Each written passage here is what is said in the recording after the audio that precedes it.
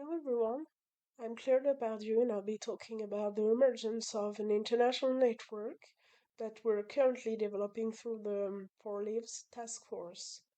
Since living labs are all about research in real world settings, I thought it would make sense to start with a concrete example.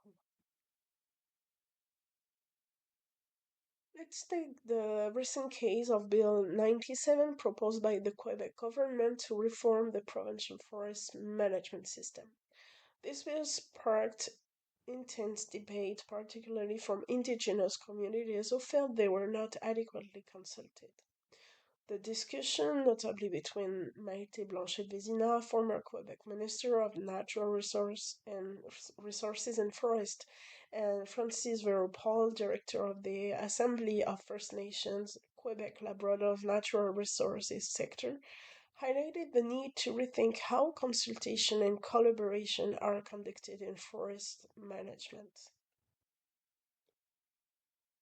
This is precisely where Living Labs can offer something new, a methodology based not only on one time consultation but rather on co construction. Their approach is continuous, collaborative, and inclusive for fostering an ongoing dialogue between researchers, decision makers, practitioners, and citizens. Living labs also promote board participation involving institutions, local communities, industry members, and associations to ensure that diverse needs and perspectives are represented. Above all, they support collective experimentation in real conditions, where solutions are tested, adjusted, and validated directly in the field. An essential approach to addressing today's climatic and social challenges. Here, I wanted to show an inspiring example, a living lab at Canadore College in Ontario, a North American recognized initiative that perfectly illustrated this integrated and real world approach to research. So I would invite you to click on the this link here on the slide and watch the video.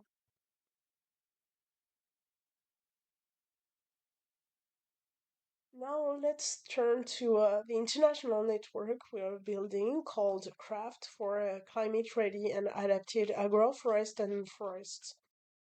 Philippe Rosenberg is the coordinator of this task force, while Maria Elena Fernandez, Somi Tsa, Maria Nijnik, Maxence Arnoud, and myself are deputy coordinators.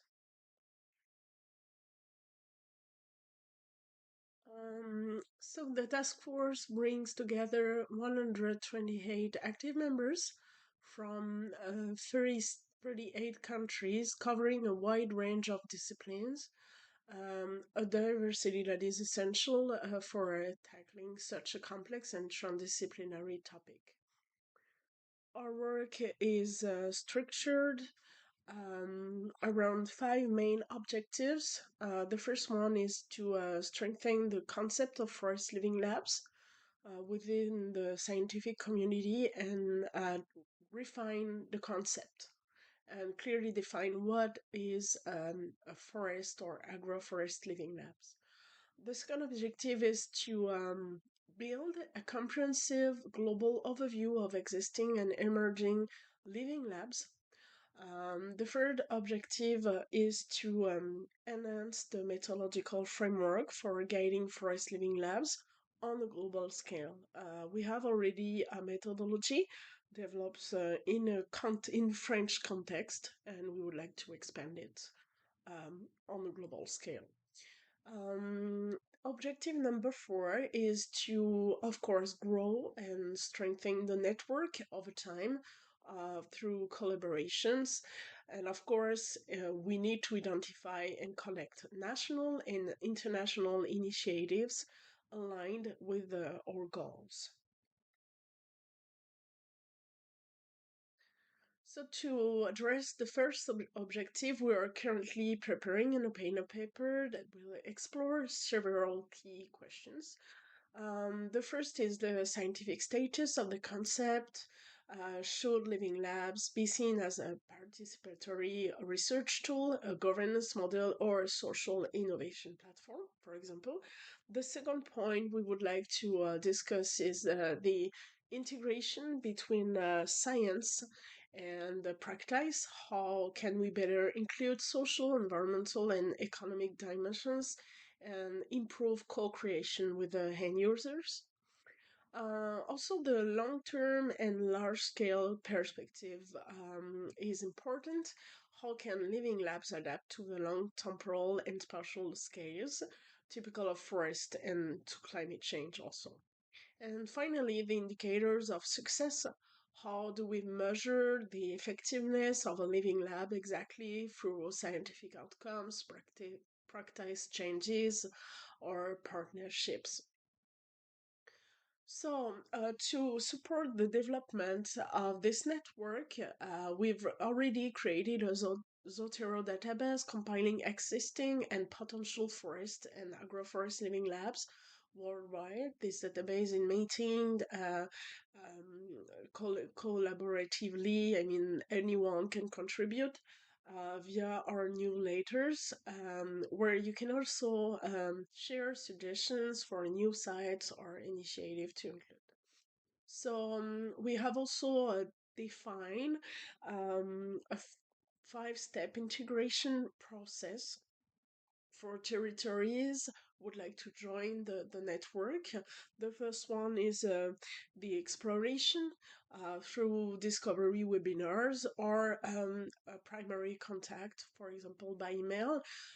If one territory is expressing the interest to join the network, then we will have to sign a commitment letter, which is the step 3, and then we will do a profiling, meaning a diagnostic process to assess each territory's level of advancement.